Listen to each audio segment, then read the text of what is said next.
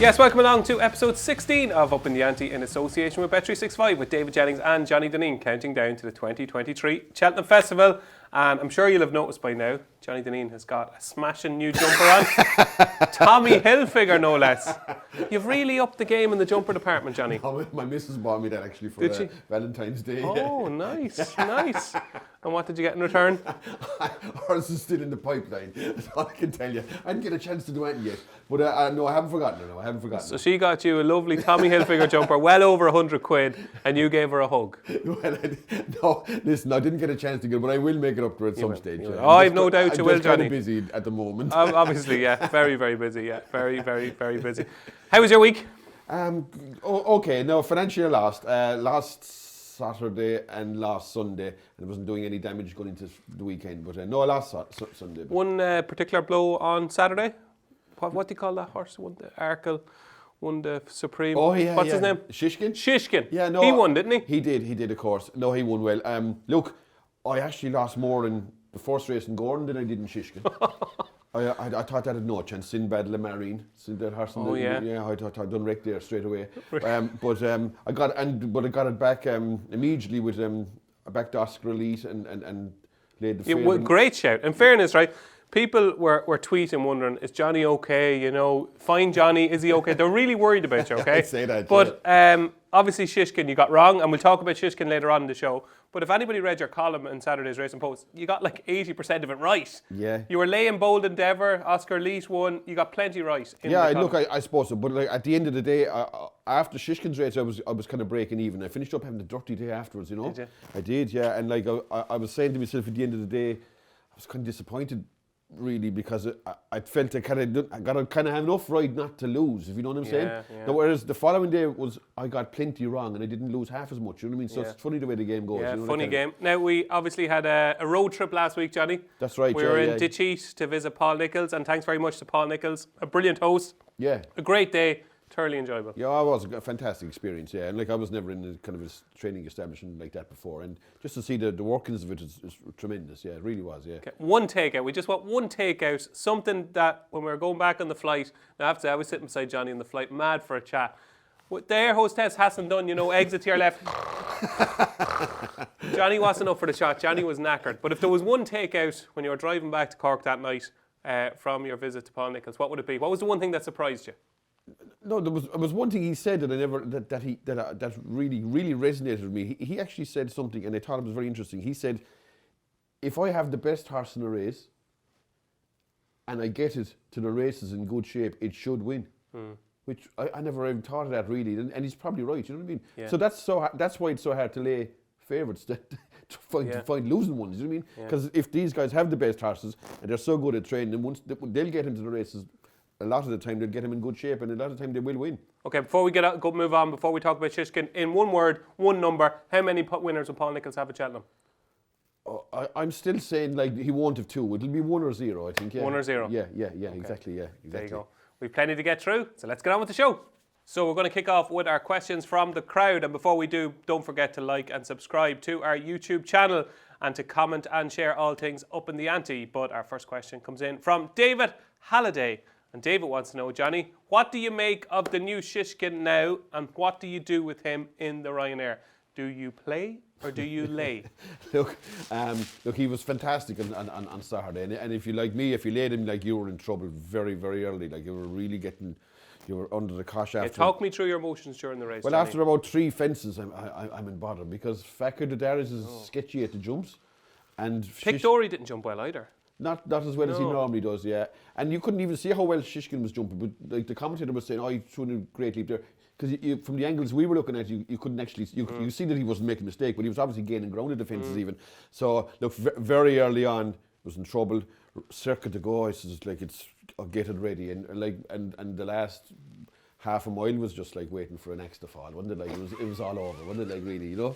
So look, he put up a superlative performance, really. Like the gap he put between Pictori and himself from the last home, like was fantastic, wasn't it? Yeah. Really. No, he looked it was almost like a career best, wasn't it? Really. You know yeah, it was. Yeah. It was a serious performance. It Now was. tell me this, Johnny. Right, up that home straight, which must have been horrible viewing for you. Like, it must have been horrible, right? You've obviously put your neck on the line. You've said Shishkin will never win another race. Shishkin will never come back. You laid him. And the good thing about Johnny is you put your money where your mouth is. You did lay him, okay? Yeah.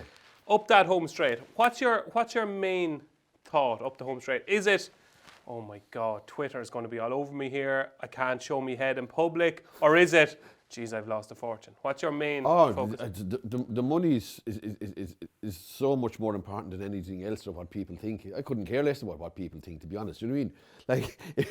Like, to be honest, if you gave me back 1% of what I lost, they could be writing about me or talking about me till the cows come home. Honestly, it doesn't make no difference. Like, as far as I'm concerned, it's pure and utter financial stuff, and that's it. Like, if I win, great. If I lose, that's it. You know what I mean? But what's bothering me coming up the straight is, what time is the next race? Because this is over. You know what I mean? It's just we're going through the motions of letting him jump the last and off he goes. You know what I mean? But look, hats off to the trainer. There was great performance to get him back now at the same time. And like, as regards the Ryanair laying or playing him, I don't see myself doing anything in it, David, to be honest, because I tell you why. Like, it's very hard for me to turn around and back him now after being against him. Like, you'd feel like some fool to back him the next day and he falls in the heap. You know what I mean? But when you put your hand in the dog's mouth like you did on Saturday and you get bitten, you're not anxious to put it in again either. Like, you know what I mean? Like, if he reproduces that run, he will win the Ryanair Chase, won't he? I think he will anyway. And like, he's just over the horses that are in that Ryanair Chase. He'll beat them. And like, to be honest, if he had turned up against Allaho, it would have been some race, wouldn't it? Like, it would have been the races of the whole 4 days, I think. But the only thing I would say is, like, is he guaranteed to do that again? 3.5 weeks? Who knows? Like, I often thought about one horse, and he always stuck out in my mind, was Masterminded. He used to put up, like, really top performances, and he'd win what you'd say, like, geez, he won easy, didn't he? And he didn't like even have to extend himself, but he couldn't back him up. A lot of the time, he won 18 lengths one year in Cheltenham. He came to Aintree, and Viper Stead has turned it around 18 lengths, like turned around about 40 lengths. There was another year he beat Mahogany Blaze in a trial for the Champion Chase, won easy in Newbury, couldn't back it up again. You know what I mean? So the horses are fickle, and like, if he backs it up, that's what you're betting on in Cheltenham. That is what you're betting on. Can he back up that performance? Who knows? And tell me this final question on Shishkin: do you reassess your theory now that, you know, one bad run, your unforgiving nature, is this kind of taught you a lesson? Maybe I should give them another chance, horses like Shishkin, or are you sticking to the last 25 years of your life? Nah, look, you get those things wrong all the time. Look, the one thing I would say, if you are opposing horses or stables, it's best to try to be opposed to the likes of Henderson, Mullins, John Gosden, Aidan O'Brien, them kind of fellas. Like, because they can do things other people can't. You know what I'm saying? Yeah. And like, if you're opposing the likes of them trainers, they invariably give you a good run for your money anyway. You know what I mean? With the benefit of hindsight, do you think you were just a little bit too quick, given that it was only 2 runs? The Champion Chase, where he obviously wasn't right, he was pulled up early, and the Tingle Creek. Do you think you were a little bit hasty? Look, if I had the benefit of hindsight, I'd have back 35 winners on Saturday. Do you know what I mean? I'd have backed them all. Including Shishkin. So, like, you know, hindsight is a load of baloney, isn't it? Look, it would be a very valuable commodity. Like, at the same time, to have the following day's paper going to war if you're betting it. Yeah, exactly. So look, I probably still. You pay your money, you take a chance. That's the way I look at it. And I don't like. As far as I'm concerned, you do your chips and whatever. And I've often laid horses myself where you know if you get it wrong, it's going to bolt in. But if you get it right, it's going to be pulled up. You know what I mean? That's basically it. So there's no in between in a lot of horses. So look, as like, would I do the same thing again? I would, and maybe under different circumstances. Who knows? Okay, there you go. That is Shishkin. Johnny is now a believer. Our second question this week comes in from Andy Middleton, and Andy wants to know, what is our handicap good things for this year's Cheltenham Festival? So, Johnny, 1 horse each. A handicap good thing at this stage from Mr. Johnny Dineen. Look, I would have put up Takao, but the price has kind of gone in it now. You know what I mean? It was like, you've been keen on him all along. Yeah, I think he's a very good chance in the Boodles. Like, he was about double figures. He's into 5-1 now. So look, I'll leave him out. I'll go with another one. I thought Stumptown is a horse that could very well have a big say in the Kim Muir. His jumping is immaculate now. All of a sudden, a lot, yeah, brilliantly, yeah. And like, he gave an exhibition of jumping in Sandown last Thursday. and Johnny Burke rode it. Like, it's another race now. If you were against that, you were in trouble early on too. He was absolutely completely different class. Yeah. He won off 112 in Thurles. He was 125 in Sandown. He'll probably go up another 8 or 10 pound, but he's entitled. He's only 6-year-old, so he's improving hand over fist. Like Gavin Cromwell, great operator too, great operator. Like he's a proper trainer. And this don't be great race, the Kim Muir. It's full of horses that like kind of. Mr. Coffey nearly won it last year. Yeah, well, it's full of all exposed horses a lot of the time, you know. So I'd be going for something young and unexposed, and he fits the bill for me anyway. Stumptown. Okay, so Stumptown in the Kim Muir for Johnny Dineen, and mine, and I can't believe it this morning. Walking on Air, one off 133 at Exeter. Okay, Thames Final. I was thinking hopefully he'll get away with £8 maybe and go off 141. £5, Johnny. £5. The handicapper woke up in serious form. £5 for Walking on Air. He's gone from 133 to 138, and now he is definitely my handicap good thing for the festival. I tipped him up a few weeks ago on this show for the Thames Final, and I'm very happy with that mark of 138. Nicky Henderson's actually going to have a massive team in the Thames Final because he's got a few horses that have qualified now, the likes of Mill Green and the King's horse. What's his name? Oh, yeah. 3-mile hurdler. Can't think of his name now. But I anyway, can't tell he's got a big team for that race. But I think Walking on Air is definitely number one. I'd be surprised if Nico de Boinville doesn't ride. And he's off a mark of 138. I think he's better than that. So Walking on Air would be my handicap good thing in the Thames Final. And our third and final question this week comes in from Grant James Thomas. And it's a corker. So all this debate about, you know, horses on the day going off at bigger prices than they are weeks in advance. So Grant wants to know, will the following horses go off bigger or shorter than they are right now with Bet365? So we've 8 horses, Johnny, okay? We've got Facile Vega, El Fabiolo, Honeysuckle, Hermes Allen, Jerry Colomb, Energumene, Mighty Potter, and Gallop in the Champ. So 8 horses, okay? So this is like, I'll be Brucey, right? Brucey, play our cards, right? Higher or lower, okay? Okay, yeah, So higher is, it's going to go off at a bigger price, and lower is going to go off at a shorter price. And you can try and guess the SP if you want, okay? So the first one, Facile Vega, at the moment, with Bet365, it's 7-2. Higher or lower on the day, Johnny? Lower, definitely. Oh. Yeah, I think so, yeah. I can see people forgiving that horse myself when the time comes now, you know. Not you, though. No, not me, no. But look, I see him going off. I see him going off around the 5-2 shot. Like that's all. Yeah, I think 7-2 is big odds at the minute. I mean, I don't fancy him, but I do think he'll be less than 7-2. Yeah, especially if Townend rides, and he's the definite number one. Yeah, and I'd say he will be the definite number one too, won't he? Like Townend will ride him, whether he's definitely number one. I don't know, but he will ride him. And look, he's a horse with a big public following. I think they'll give him the benefit of the doubt and go for him, you know. Okay, so lower than 7-2 for Facile Vega for Johnny Dineen. El Fabiolo 11-10 at the moment, Bet365. Higher or lower? Oh, that'll be way bigger than that. That's a horrific price now, 11-10. Oh, it is. Yeah, it is. Like that's going to be 6-7-4 shot anyway. I mean, they may not even be favourite. Not mind being 11-10. Okay. Look, it's going to be minimum 13-8, minimum now. Okay. Yeah. Okay, so a big higher for Johnny with El Fabiolo. Now this is an interesting one because she's always well backed. Honeysuckle currently 5-2 for the Close Brothers Mayor's Hurdle with Bet365. Higher or lower? I'd say that's roughly what price she'll be. 5-2, 9-4. Like, so you're sticking? Yeah, I kind of half sticking here because she should be bigger, but she won't be because people do latch onto her for some reason, you know. So it's for some reason, probably because she won 16 races. Well, I suppose so, yeah. But they latched onto her even the last 2 days, even. Yeah. So look, I'd expect her to be popular in the market, and I expect she could go off 2-1 for all I know. But she won't be 3-1 anyway. You know what I mean? But could she be 4-5? Not at all. No, not at all. No. Well, if she does win at 4-5, I'll have no prayer to live anyway. That's all I can tell you. Absolutely nowhere. Johnny, you know what? We have a spare room there, right? The baby is still sleeping in with us, need right? it, yeah. So we have a spare room, right? For a few months. If she goes off 4-5, I'll give up the game anyway. No chance. No. Okay. So 5-2, you think is in around that? Price. Yeah. Okay, that's Honeysuckle. Exactly. Hermes Allen for the Ballymore, currently 11-4 Bet365. Form being franked left, right, and centre. Johnny Dineen from the Challow. Yeah, look, I'd say that's about its odds. I could see it being usurped for favouritism by Imperial Pass if Townend goes for that. But it still won't be any bigger than 11-4, even if it is like displaced as favourites. I'm saying that's about roughly what it'll be, 11-4, between 5-2 and 3-1. 11-4 is about fair, yeah, that's about what it'll be. Okay, Jerry Colomb, 5-2 for the Brown Advisory. All depending on the ground. If the ground comes up like bog, you're looking at 11-10.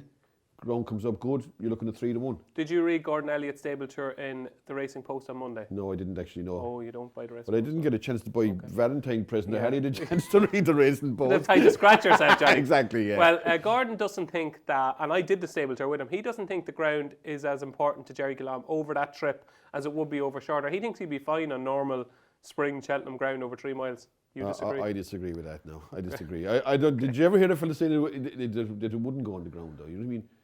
Do you know? Yeah. And I don't get this nonsense about the trip. Like, he'll either go on the ground or he won't. It doesn't matter if it's 2.5 or 3 mile. But it does, as in he'd get taken off his feet over 2.5 miles. Like.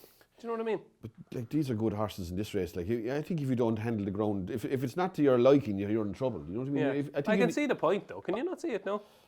Yeah, I kind of against slows other horses down on slower ground. Against different opposition, though. You know what I mean? In a high quality race, I don't know. I wouldn't be subscribed to that point of view anyway. Look, to me, going down the back straight and Kempton race is all over. Like, he was going to win 100 yards.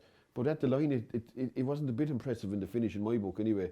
And like, I think if it reproduces its form on good ground, which is in Thurles, in that Michael Purcell race, scrambled in against Ida's boy, and it's only scrambled in against Balco Coastal in the finish too. I know it won kind of half snug and all that, but none of them 2 runs will win the Brown Advisory in my book anyway. So it's all down to ground. I think so, yeah, without a doubt. Yeah. Perfect. That is Jerry Colomb. Energumen, 13-8 with Bet365 at the moment. That's the least it'll be, 13-8, yeah. No, I won't be any shorter than that. Oh. No, I won't. In fact, if it comes to the time of the day or time of the race, I wouldn't be surprised if there was very little between him and Edward Stone in the betting. You know what I mean? Yeah. As regards vying for favouritism. On the ground again, he'd want softer ground to be shorter than 13-8. I could see that going off 7-4, 2-1. Definitely, okay. Yeah. Okay, that's an Energumen. Mighty Potter, 11-8. Look, Mighty Potter is not as ground dependent as Jerry Colomb, but he will need softer ground to be at his peak. And again, the ground is key to him. 11-8 stinking price though, because 2 reasons. He has a bad run there last year, and he's definitely a better horse on softer ground, which he's unlikely to probably get. So, and it's not a bad race either on top of that. So look, I would say he'll be bigger than 11-8, definitely. I'd say you're looking at maybe 7-4, maybe there. Okay, and the final one we have for you is Galloping the Champs. 11-8 currently with Bet365. On the day, higher or lower? Oh, higher, without a doubt. Without a doubt. I mean, the bar... Us doing an Ante-Post show. Everything higher on the day. Well, not Facile Vega short. Yeah, 1 out of 8. Yeah, but I suppose those prices are non-running no better. No, they're not. Oh, they're not? Okay. No. Well, like, I'd be waiting They're Ante-Post prices, yeah. I'll be waiting till the day then. Look, 11-8 is a bad price. See them Egypts doing Ante-Post shows. What are they at? I don't know. Look, 11-8 looks short to me. It can't possibly be under 11-8. Not a hope in hell.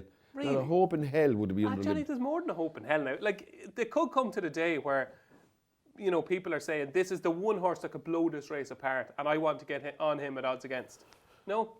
Look, I suppose, look, the only way it could possibly be if Jimenez having 16 winners there or something like that. You know what I mean? That can happen. Like, I've seen races at meetings, or I remember one year Martin Pipe had horses, or it could be David Pipe, I'm not even sure which one of them it was. And, like, they had horses at the start of the week on the last day were like 8 and 10-1. Yeah. But they had such a horrific couple of first days. Their horses were going off 25 and 33-1. You know what I mean? Yeah. The same happened last year when Mullins had a big day on the 3rd day. Every horse that he had on the Friday collapsed. Like the likes of Vauban, Stateman, Billoway, and whatever winners he had. Everything just was torn asunder. So if trainer form means a lot, but I don't care how many winners he has, it won't be less than 11-8. Okay, so there you go. A great question from Grant James Thomas. And the only horse on the list that Johnny Dineen thinks will definitely start shorter on the day is Facile Vega. And maybe Honeysuckle, I don't know. Oh, right. Possibly, okay. yeah. And maybe Honeysuckle. Now, do you want more than 200 quid in free bets? No, not you, Johnny. Not you. Them. Do you want over 200 quid in free bets? Of course you do. Well, go to racingpost.com/free bets to find out more.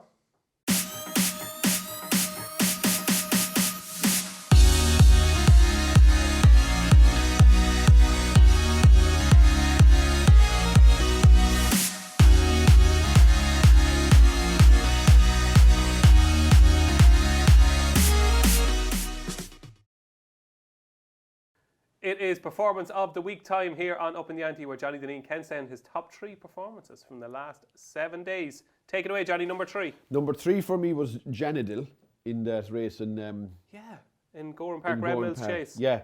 Look, great day in Goran, actually. It looked packed. Yeah, there was free a entry from fierce Red crowd Mills. there, apparently. Yeah, well yeah. done. Tall Concerned, Eddie Scally and the likes. Yeah, no, apparently there was a great crowd there. There always is a good crowd for that. It's the one meeting, or one of them country meetings that they really come out to support that track, don't they? Yeah. Janadil showed a real good turn of foot, didn't he? But Janadil did a few things that, like, first of all, it's now impossible to win a race and going over fences coming from behind. From last to 4, that never turning in, he was last. It rarely happens.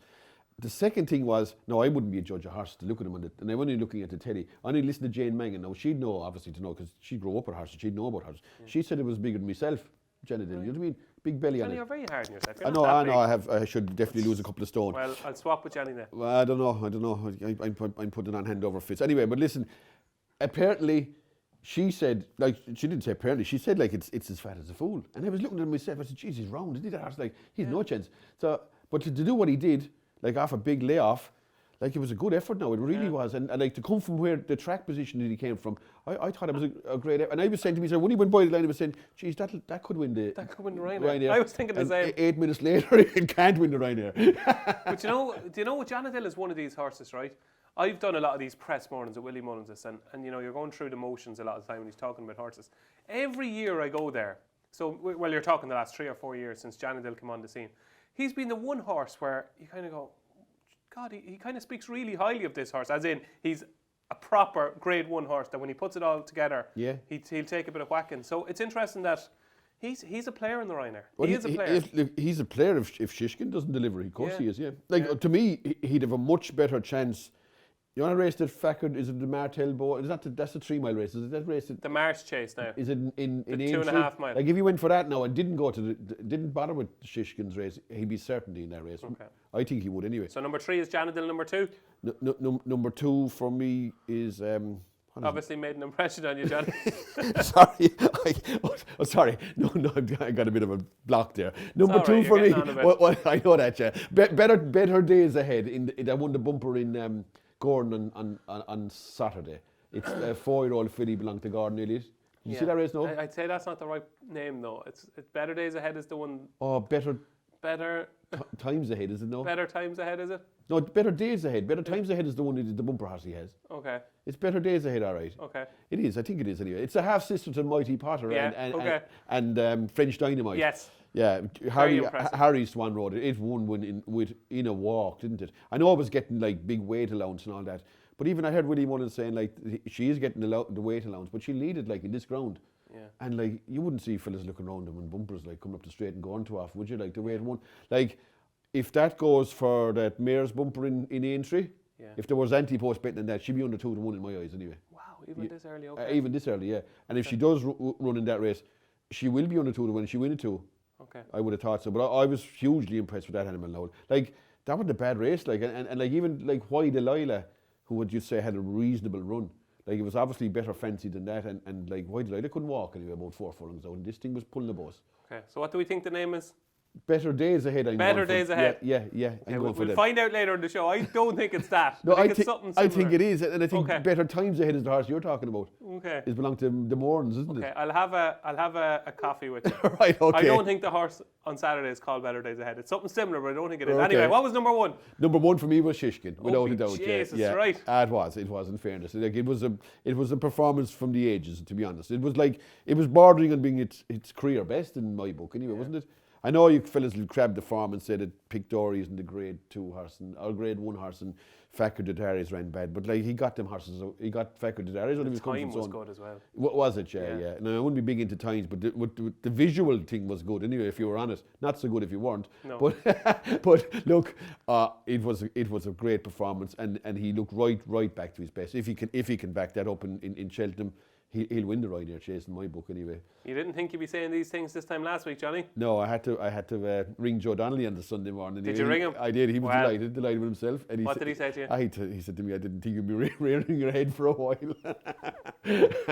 But those things don't bother me. It doesn't bother him either. You know what I mean? Like he enjoys a bit of crack anyway. Yeah. He invited me up to the box anyway. He said if you're not laying it on in the Ryanair come up 16th of March. and cheer at home. So you're going to be watching the race next to Joe Donnelly? Well, I might go up there, yeah. If I don't have any financial, and I don't expect to know it, so I may go up there, yeah. Okay, so Johnny Dineen is going to watch the Ryanair chase beside Shishkin's owner, Joe Donnelly.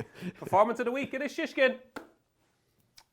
Now, Johnny, I told you, you owe me an Americano with a little drop of milk, no sugar, right? Brighter Days Ahead. Okay, right. Brighter Days Ahead was the name of your Right. number 2 on Performance of the Week. That's right. Oh, yeah. I wouldn't have got that. I thought it was Better Days Ahead. No, Brighter Days Ahead. It's the first Okay. thing you've got wrong in a while. Oh, no, sorry, Shishkin. Anyway, time for your Eyecatcher of the Week. My Eyecatcher of the week was in Saturday in Haydock in the first race at Victor Ludorum hurdle. I thought that horse Punta dell'Este ran a blinding race. What's it called? Punta dell'Este. Right, very, Yeah. very eloquently spoken. It's a new horse on British soil. It came out of, I presume it came out of France. I'm not even sure where it came out of. But Dan Skelton has it. It's belonged to that guy, Dan Yates. Yes. And it ran a blinder. I think it needed this run to qualify for the Boodles. Right. And it ran against the horse of Gary Moores, yeah. Yeah, Bo's in it, won the race. But this guy travelled well, and like was ridden as if it was a qualifier, if you know what I'm saying. It was kind of like tenderly ridden, I'd have thought anyway. Didn't really throw the kitchen sink at it anyway. And I would have said he's the best horse in that race anyway, definitely. Wow, better than Bo's Ennis? Yeah, I think so, I think so. Because I was actually going to back Bo's in it, and coming out the back straight, I was saying, geez, I'm glad I didn't back this, because it's shoving it along, rowing the head off it. Bo's Ennis? Yeah. Ah, Johnny, he always looked the winner, But he was off the bridle well before the home turn. That's a long way out in Haydock. Like, you would not like I'd nearly have another coffee with you. He wasn't off the bridle leaving the back straight. He was. Johnny, he definitely wasn't. I seen the race. He came off it maybe after jumping 3 out, but he never really got after him. Like. No, but before he ever got to the straight, he's shoving him along to hold his position. Right, okay, maybe. That's my reading of it anyway. Okay. Anyway, the Balmain I thought Punta dell'Este was very eye-catching, and it could be dangerous in something like the Boodles. I'd say it's a chance of filling the place. And give us the name again. Punta dell'Este. Punta dell'Este. Can you spell it first? Punta. Yeah. Then a break, obviously. Del, as in Del Boy, D-E-L. And Este, E-S-T-E. I have no idea what it means now. But Right, we'll find out. But Punta dell'Este is Johnny Dineen's Eyecatcher of the week, and you're expecting him to show up in the Boodles? I would say so. Definitely, yeah, absolutely. There you go. Keep an eye on Punta dell'Este for the Boodles. So what's happening this week then, Johnny Dineen? We are going to preview 5 races for you. We're going to preview a race at Punchestown on Wednesday, the return of the mighty, hopefully mighty, Brandy Love. We're going to preview 2 races at Thurles on Thursday and 2 at Kempton on Saturday. So kicking off on Wednesday, Johnny, the 250 is the Racing TV Quevega Mayor's Hurdle. Won last year by Queensbrook. Win it last year? Was second last year, I think. I think Queensbrook was second, the Burning Victory, I think, last year. That's right, yeah. Okay. Burning Victory won it. So this year sees the return of Brandy Love in the new familiar colours of Joe Donnelly, your best pal, and running against Queensbrook, obviously, who was second in the Mayor's Hurdle last year. What are we expecting from Brandy Love here? Look, it's her first run of the season. It's obviously a belated run. She's going the wrong way around for starters. Like, she's 7 pounds wrong on ratings, and she's making her debut. So, like, she has a few things against her against the likes of Queensbrook, in theory anyway, you know what I mean? Yeah. But I've had me belly full of Queensbrook at Christmas, to be honest now, you know. I don't rate her. She's slow as a boat in my book anyway.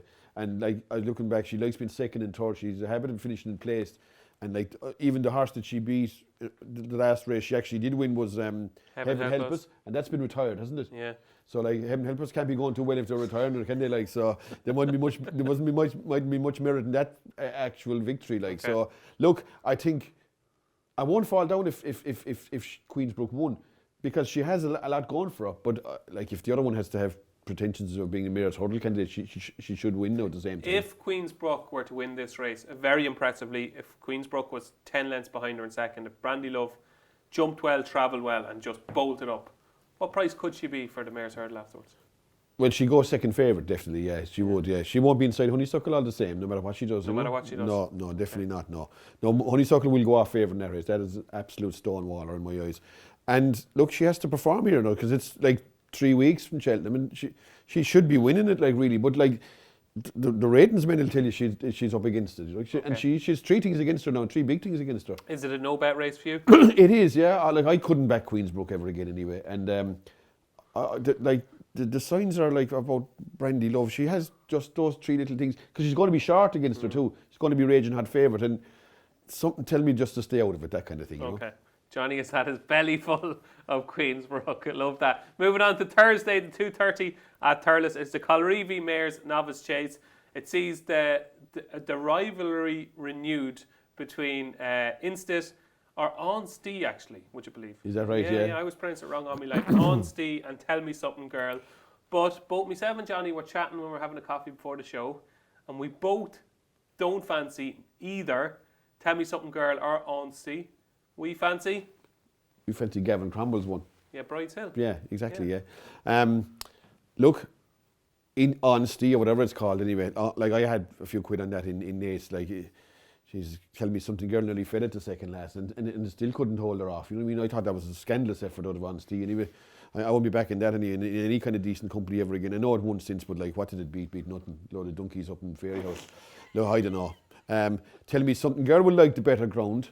Was beaten here on her debut though, at the same time by Glenn Gooley. Yeah. And didn't jump great in that place either. Bride's Hill is waiting to win one of these. Yeah. Like, she has 3 runs, and they're 3 good runs, and they're 3 prep runs, I'd nearly have called them, after her fall on her seasonal debut in Fairs, which she was sure to win. I think this is her day now myself, Bride's Hill. I do. I'd be facing her to beat Tell Me Something Girl. I wouldn't have Instee in my mind anyway, to be honest. You pulled some faces during the preview of that race. What? You were pulling some faces. All right, yeah, is that right, Jay? Great facial expressions from Johnny there while we were previewing the Mayor's Novice Chase at Thurles. And I agree. I think this could be the day for Bride's Hill. Up and trip to nearly 2 miles 6. It's 2.6, yeah, exactly. Yeah. That's another thing against Honesty, because it was unconscious on the run in Nace anyway. And whether it's going to have the stamina for a further 2 furlongs, I suspect not. No, you don't fancy Honesty. Not really, no. Okay, so Bride's Hill for Johnny and Bride's Hill for myself. The second race on Thursday at Thurles we're going to preview. Usually a good race, the Grade 3 Michael Purcell Memorial Novice Hurdle. This year, Johnny, there's just no absolute star in it. Obviously, it's a little bit close to Cheltenham. We're inside 3 weeks now. What do you like in it? Look, when I looked at the 4 days, I was saying it's Gardnerly, it's Caldwell Construction, they'll win it. They had 2 in it, Safaror and Landrake, and they're relying on Safaror, and that'll do me anyway, because those 2 horses were head and shoulders above the opposition in my book anyway. Now, Safaror is probably going to be short, maybe just under evens, maybe that kind of stuff. But it's improving animal now, and I don't see it. It's a pretty low quality race. You've often seen better renewals of it anyway, that's for certain. Yeah, absolutely. Yeah, it's going to be interesting to see how Safaror gets on. Could be a Martin Pipe contender potentially. Yeah, he's won 3-2, and if he wins this, he'll probably go up and I'd say the fact that he's running here, I'd say he's not even going to Cheltenham. Okay. That'd be my guess anyway. You know what I mean? But Thursday could be the day for Safaror, who I think will be very hard to beat as well in the Michael Purcell Memorial Novice Hurdle. Moving to Saturday, we're going to preview 2 races at Kempton. The 2:25 at Kempton is the Pendle Novices Chase, and it sees the return of Booth Hill, who had his reputation tarnished a little bit by Tommy's Oscar last time. Johnny, where do we stand with Booth Hill? Look, Booth Hill's gone up and tripping now, and he has a bit of form at 2.5 miles, but I'd say he's an out-and-out 2-miler myself anyway. And he's exposed enough too, really. I think Captain Matan will beat him. I don't. Okay. I think Captain Matan is a flat track bully. Well, it's a flat track, Kempton. Yeah, but I think the minute something will come to Captain Matan, he'll fall like a cheap suit in my eyes. Anyway. I don't fancy him. I don't like the day he beat that horse, the grey horse, Lack the Constance. That was no race whatsoever. And the previous day he won a no race as well. I wouldn't have him at all. The horse I like here is That's All Right Gino. I think second to Stage Star, that kind of form is way better than like anything like the Captain, like Stage Star carry Captain Matan in my eyes anyway. Yeah. I think he's a quality horse, whereas Captain Matan is after winning a few soft races, been placed well to win a few soft races, and the minute he'll come up against something decent, he won't be found. Okay, That's All Right, Johnny. What do you fancy? That's All Right, Gino. Yeah, That's All Right, Gino. Yeah. There you go. That's All Right, Gino, in the Pendle for Johnny. I fancy Captain Matano. I think I'm going to have to revise my opinion. No, you might be right. After listening to Dineen. And the final race at the 3:40 at Kempton, the Dovecut Novices Hurdle. My strongest fancy of the weekend, Johnny. Giving away now my charity bet later on in the show, but You Can Tango, better ground, Kempton, ideal for You Can Tango, 4-1 with Bet365. I think that is too big. If you go back to his run behind Fenner Cross at Cheltenham November meeting, wasn't it? Yeah. Like, to me, that's strong form. Springwell Bay, who was third in that race, has bolted up since at Ascot last Saturday. You Can Tango traded really short and running that day. Came to the front on the home turn. I'd forget about the run to Tolworth. Got stuck in the mud completely, never in it. Obviously, Connections had to have a go with a Grade 1, given how well it ran at Cheltenham. But to me, you're going to see a different horse around Kempton. You Can Tango. Ollie Murphy's team are in good form, good winner the other day at Lingfield as well. So You Can Tango, 4-1 Bet365. That'll do me, Johnny. Yeah. Please tell me you're in agreement. No, I fancy that actually. You Can Tango a bit. No, not saying to be max player or anything like that, but I'd give it a good chance. Look, Hansard is a horse I'd be afraid of. I think that's the one he has to beat. That's improving and I suppose beating Master, but it did give a penalty to Master Chewy and beat it in Plumpton. It's improving horse heads, but then if you go back at its previous run, it won well in Hunting. Did beat Father Jazz. The Father Jazz isn't worth $1 at the same time. You know what I mean? So you could, he's no good. You could like he's running a few of them better races, beat 60, 70 lengths. You know what I mean? Yeah. So look, You Can Tango. I would definitely rule out his last run. I mean, the ground was too soft for him in thing. If you can take his run, if Springwell Bay, if you can take that form literally. I have a feeling Springwell Bay was a better horse in Ascot than he showed in Cheltenham. Maybe now, you know what I mean? Yeah. But even that run alone against Fennercraft, that gives him a good chance. It's an average race for this race, and he's the one I'd go for at 4-1. I think he's fair odds, yeah. There you go. You Can Tango. We finally agreed on something. You Can Tango will hopefully win the Dovecoat, and that's what's happening this week. So, unfortunately, it's time for DJ versus Johnny, our weekly charity bet competition, which I made a blistering start to with Amarillo Sky in the first week and got up to 650 quid fairly quickly. And Johnny has not just passed me out, Johnny, you're gone, you're kicking clear. Am I, yeah? Johnny is currently on 825 quid. He's had 3 winners in a row. He's going for 4 in a row. And I am still languishing on 650 quid. But hopefully that will change this week, Johnny. So 825. I need to get back. So I'm going for You Can Tango in that Dovecoat Novice Hurdle at Kempton on Saturday. I think 4-1 is pretty generous with Bet365. 50 quid at 4-1. That'll get me 250. If it wins, I'm up to 900. I passed you out. So hopefully You Can Tango, who I think has got Everton in his favour on that ground, will win the Dovecoat. For Ollie Murphy, stable in form, coming into form at the right time, strong traveller. I think the Dovecoat is made for him. So You Can Tango in the 340 at Kempton on Saturday is my charity bet at 4-1 Bet365. Right, Johnny, you're going for 4 in a row, right? So there's people tweeting about this now. This has become a big part of the show, okay? It has become a big part of the show. They want to know you're on a winning streak, Johnny, and we don't want it to end here. We wanted to continue this the whole way to week 20, okay? Yeah, look. So you're on week 16, you're going for 4 in a row. I could have picked out 2 horses, but I'm going. Obviously, I can only pick one. What was the one you were nearly going to go for? I was contemplating Bride's Hill. Okay. But I'm going to keep it. Like if I must get up to the 1,000 in it, so the sooner I get up to that, yeah, because you're going to have to put in the money yourself. Exactly. You don't want to do that. No, I will if I have to, but it's going to be very little anyway now, so it makes a difference. So I'm going to keep it safe and go for a knock bet. That's what does that mean? That's your good lingo, thing. Is it? An absolute good knock thing. Bet. Knock and bet, yeah. Okay, knock. Safaror in that Michael Purcell race in Thurles. Okay. So 340 at Thurles on Thursday. Yeah, look, it's probably not going to be even. So it's probably hoping we might be 4-5 around that kind of something like whatever. Playing it safe. I'm playing it safe. I could go Bride's Hill, which would probably be 5-2, but if I want to keep the run going and get near the 1,000 quid, I'm going to play it safe, and I think Safaror is as close as you'll get to a good thing anyway. Well, it's funny. People just want winners, Johnny. Yeah, well, don't they? They just want winners. They don't care what price they are. They want winners. Money on is always better than money gone. It's back. You haven't used that in a while. I do fancy Bride's Hill now, to be honest. And if I was where you are now, languishing on the 650. It's not an unassailable lead. Languishing on the 650, I'd be going with Bride's Hill. But I can afford to start picking robberies at this stage. I'm on the 650 since before COVID, I think. Yeah, I can afford to start picking certainties now. So, okay. So I'll go with Safaror. You heard it first. Safaror is a certainty, according to Johnny Dineen. He is 825 he's got in the kitty, so hopefully that'll get you up near the 1,000. So Safaror for Johnny in that 340 at Thurles on Thursday, and I am You Can Tango at 4-1 in the Dovecoat at Kempton on Saturday. That's DJ versus Johnny. So folks, it's time for the picks where myself and Johnny Dineen pick out our next selections for the 2023 Cheltenham Festival. And I'm going to go first this week, Johnny, if that's okay. Go ahead, yeah. A horse that won the bumper at Punchestown on Sunday. It's Ballyburn, who I have to say I was very impressed by. Now, visually, Johnny, you mightn't have been as blown away as you were with It's For Me, who won the bumper at Navan, and Fun, who won the Mayor's bumper at the Dublin Racing Festival. But I thought there was so much substance to this performance. Quantum Storm was out in front under Jamie Codd. Got a really good ride. I thought he kind of rode them to sleep, kicked on, and you'd think it was race over, tried it really short and running. Actually turned into the home straight. I thought Ballyburn was, of the three principals that pulled clear, was the one of the three you didn't want to be on. I thought he looked beaten after being really keen in the early part of the race under Patrick Mullins. Took him an age to get him settled. But what he did from the furlong pole to the line, and what he would have done if there was another furlong, to me, was very, very easy on the eye. And I don't know if you've seen Ballyburn's point win, did you? No, I didn't actually know. It was at Loughnmore, okay? One for Colin McKeever that day, but it got really badly hampered the second last. Looked beaten, okay? And then when the turbo kicked in, like at Punchestown at the weekend, when the turbo kicked in, this horse was seriously impressive. There was a big, massive kind of like a road, a big load of mud.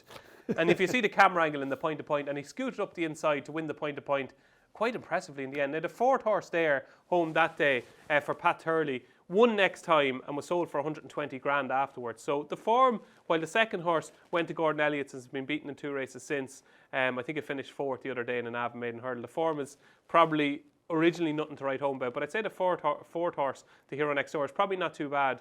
And I thought Ballyburn did remarkably well to win the point-to-point. I thought he did remarkably well to win the Punchestown bumper on Sunday as well.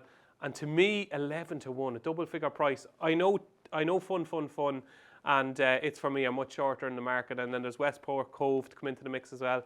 But to me, this was the most impressed I've been by a Mullins bumper horse. It mightn't have been as sexy as the other two, but I think this is a really, really good horse. I think he's going to make a smash and chaser in time, but I think he can win the Weatherby's Champion bumper. And he's 11-1 bet 365. Ballyburn, I am adding to my list. Were you impressed?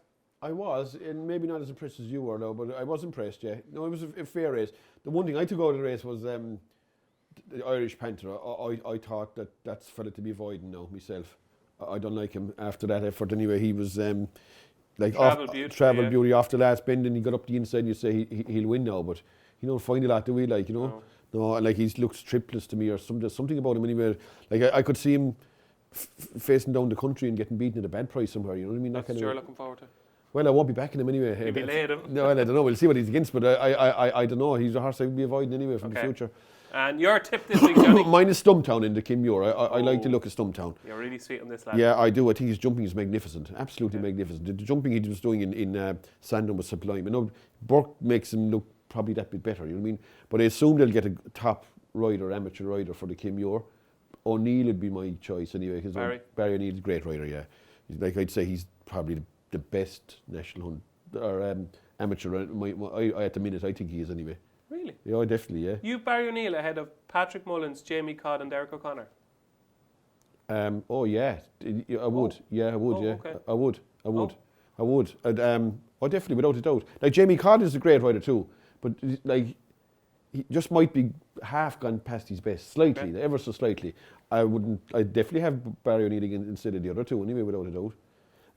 I think he's a great jockey, yeah, absolutely. Anyway, look, he'd be the guy I'd be picking if I was Gavin Cromwell anyway, and if he does go for that race, his jumping, as I said, has improved out of all recognition, and he's a horse on the up. He's only a young horse, he's 6 years of age, and I could see him finishing up winning in big races even, you know. Wow, yeah, he's been brought along kind of gently by Gavin. Oh, he has, yeah, well, he's been point to point. No, he won a maiden hurdle in he did point to point as well, but he did win a maiden hurdle in Limerick, I'd say, kind of half unbeknownst to them kind of stuff. And then he's a few runs over fences, and but his jumping has finally got together, and it's absolutely a joy to behold now. You know? And if you can jump around Sandown over them railway fences in general, you'll be fine around Cheltenham. I don't know what distance he won by. I think it was about 7 lengths, but he absolutely won in a walk. Yeah, you know? Yeah, it was over. Yeah, so there you go. Stumptown for me, yeah. Stumptown, a very shrewd call by Johnny Dineen. Stumptown in the Kim Muir is Johnny Dineen's latest selection for the 2023 Cheltenham Festival. So let's have a look at the picks so far. 16 picks now, Johnny. How are you feeling? Oh, mine are starting to disintegrate ever so slightly.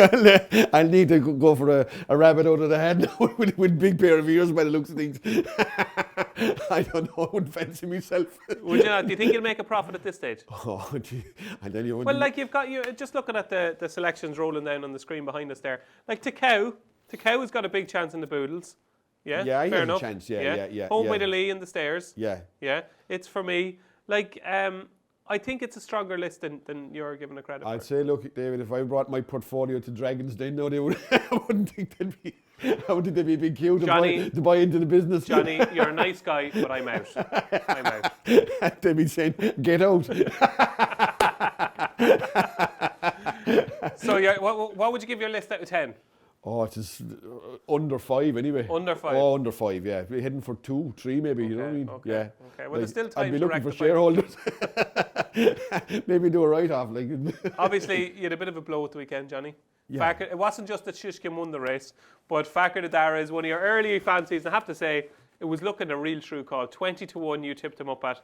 Last week, I think, did he go down to as low as 11-4? Not even sure. But there's a good chance he wouldn't have run it anyway, was there? Is there? Yeah, I don't know. They were a bit lukewarm, yeah. I think so, yeah. I think there's a good chance that he wasn't going to run it anyway, so it didn't really make a difference. But like whatever chance he had is completely evaporated now anyway, surely, Yeah. like, in the back of that. You couldn't fancy him, could you? No, disappointing.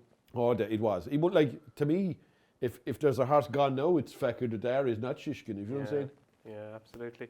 And my list behind us here, like, I just need one of these to kind of click, you know, something at a biggish price. I think Walking on Air, Pembroke have chances in the handicaps. Hopefully, I think the likes of Comfort Zone could run well in the Triumph Hurdle, one of my early picks, but it's hard to see him beating Lossiemouth. Ashdale Bob is probably an each way squeak in the Stairs Hurdle. Like Lucia and Hermes Allen are my two kind of solid ones. I'm hoping to get 2 winners on the board. Lucia and Hermes Allen. You're certainly a very much a half full man, glass half full man. Oh, very much so. I think so. To my detriment as well, yeah. So what do you give my list out of 10 then? I wouldn't give it much more than mine. It'd be 10 to 11 your pick at the minute anyway. It'll be interesting to see who if we do fluke a winner. I wouldn't be. All right, Johnny. I wouldn't be buying shares in you either. Lovely fella, isn't he? Lovely. That's what I said. Oh, Johnny's a lovely fella, yeah. Just know. cutting me throat here, so he No, is. I'm not. I just said, I don't know. I wouldn't be as optimistic as you are, that's all. But I'm not really an optimist anyway, so look. No, well, we're used to the battle. Johnny, thanks for your input there. Glad you came in there anyway. Right, okay. Anyway, we'll get. You know what we're going to do, and we did it last year as well. We're going to get Bet365 to price it up. Who's going to win between us? Okay. Well, So next week, I'll be backing you probably. well, not by the sounds of things. Just about. No yeah. winner. We'll get them the price up to. No winners. We'll get them the price up to draw. Nil all. What price to nil all draw? Yeah, nil all draw. Okay. Nearly 5-4 favourite, I'd say. Anyway. Okay, so next week when we come back for the picks, we're going to have prices from Bet365 on who's going to win to 1 point stake on each selection. Okay. Right. Who's going to win, and we'll get a price on the nil all draw as well. Right, okay, do that, Jack. There you go. That was the picks. So Cheltenham gets underway 3 weeks today. Are you going to join the Racing Post Members Club? If you want to, you've got 50% off the first 3 months. Yes, half price for the first 3 months. To get all the spring festivals, including the Cheltenham Festival, 50% off the first 3 months. All you've got to do is click on the link in the video description to find out more. So that's it. That is it, Johnny. Week 16 of Upping The Ante is done and dusted. Plans for the week? Look, it'll be more the same for me the weekend. I suppose this weekend is kind of the last weekend of something that could rear its head for the festival, isn't it? Really, absolutely, maybe yeah. between Fairy House, I think Burning Victory didn't that make its kind of debut in Yes. this year, and you could possibly, even though it doesn't look like it, could possibly have a Grade 1 horse running in Kempton, that like between the Pendle, the Dovecote, and there's another one. There's The Adonis. The Adonis, yeah, the 4-year-old race. So look, it's about the last race where you'd be looking forward for maybe a Cheltenham pointer, but the racing is not bad at the weekend now. No, and you know one thing you definitely have to do, Johnny? After looking at that jumper for the day now, you have to return the favour. You have to go out and buy a Valentine's present. Will you do it today? I might actually, yeah, if I get a chance before I go home. Where yeah. might you go now? Where would you go? Oh, somewhere cheap. No, I'm only joking. I might go to Brown Thomas's around the corner. Oh, Jesus, Brown Thomas. Yeah.